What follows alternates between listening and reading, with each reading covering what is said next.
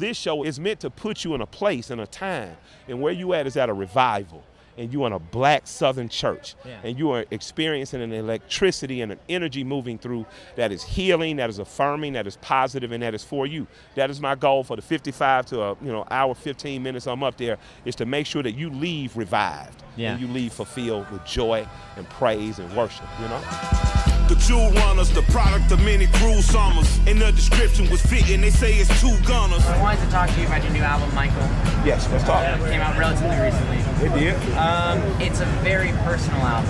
It is. And I wanted to ask you, it's been 9 years since you came out with a solo album. 11. 11? Yeah. I did the math. Yeah, 11 years, yeah. It's 10 years on Run the Jewels and 11 years on Rap. It's not 10 years. Oh, 10 years since it started. This is Run the Jewels, yeah, 10th year. So what brought you back to your solo work? What made you feel like this is now the time to come back? Death. Yeah, COVID happened. I was face down for 14 days. I thought I was gonna fucking die, and I didn't die. And when I came out of it, I was like, you probably should introduce people to Michael, because they know who you are in proxy to your friends. They know who you are in proxy to politics. They know who you are in proxy to who put you on, but they don't know you. They've never met you. So I just wanted to make sure that if I die, I wrote my own eulogy. That's really beautiful. Yeah, and now it's out there for everyone to take in. It is. So you're immortalizing yourself in a way. That's the goal, before even immortalizing myself, to immortalize a time, a city, a community, and a soul and spirit of black folks. I grew up in a black community that was purposely black. It was not downtrodden. It was not overwrought with all the evils. Even though we had our fair share, it was decidedly black from 1946 forward. And the story of a 9-year-old boy who decides he's going to be a rapper, born to a 16-year-old girl and raised by his grandparents in that community, I thought is August Wilson-like. I think it is Zora Neale Hurston-like. It is of mules and men, and their eyes are watching God. It is Fences. And I thought that hip-hop needed that, Yeah. And I thought that I certainly needed to tell my story, and I'm glad it's being received as high art, Mm-hmm. The concert experience, the set you did today was amazing. You had the crowd just in the palm of your hand. Man, sure it's not me. It's not me, man. My wife told me. She said, when you get up there, it's not you. It's just the Lord working through you, and it's just an energy. If it was me, I would have thought I messed up, because I couldn't finish Motherless over the music. But I had to realize it wasn't meant for the music today, that it was just meant to flow out of you. So and it was really beautiful. It was probably the highlight of the show, in my opinion. Obviously that's just raw emotion coming through. It's really hard to deal with. But seeing that, almost like you're immortalizing yourself through the music on the album, but now also you're immortalizing yourself to specific people who will always have that memory of this experience where they just got to see you work through things on stage and really. It is a. I went to vote, and I saw this lady. I turned around and hugged her, and she said, "You still remember me?" I'm like, "What you talking about? I went to church and saw you every Sunday. We are a community, even if I hadn't seen her in 10 or 15 years."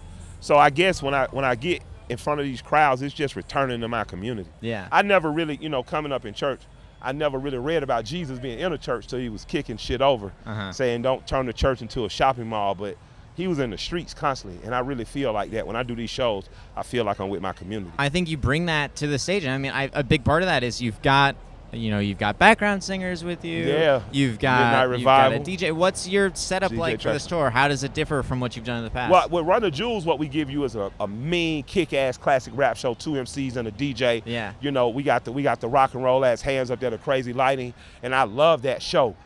Michael, however, is based out of the Southern Pentecostal and gospel experience. So this show is meant for you to, even how it comes on with the Aretha, how I got over. Yeah. It's meant to put you in a place and a time, and where you at is at a revival, and you're in a black Southern church, and you are experiencing an electricity and an energy moving through that is healing, that is affirming, that is positive, and that is for you. That is my goal for the 55 to hour 15 minutes I'm up there, is to make sure that you leave revived, and you leave fulfilled with joy and praise and worship. Yeah, and I think it's clear that the audience here today definitely felt that. like it to me. Yeah. The last thing I wanted to talk about, it's a bit of a change up.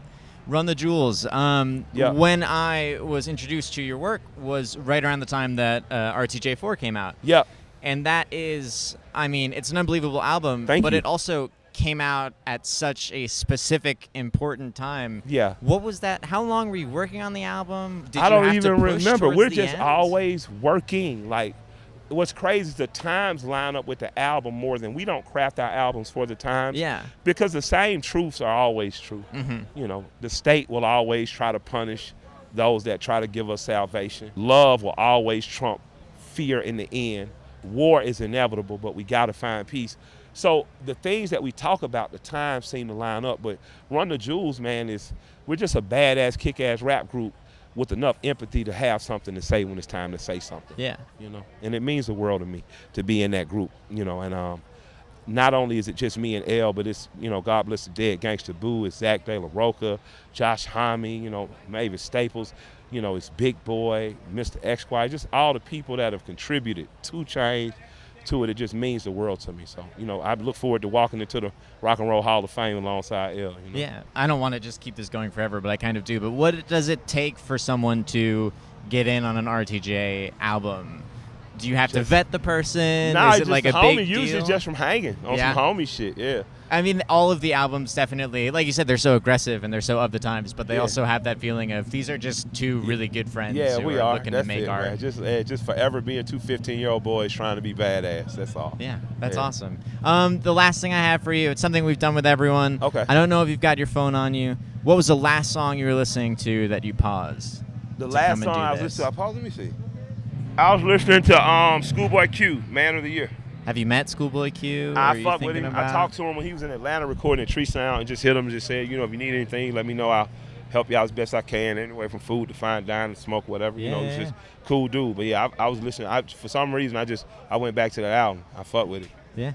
Very cool. Well, that's about all we've got. I'm Will McLaughlin. We're here, Amplified Chicago at Pitchfork 2023. Yep. This is Killer Mike. He played an amazing set today, and it was such an honor to get to talk to you. Thank you so much. Thank you so much. Don't let the devil coerce. Devil coerce.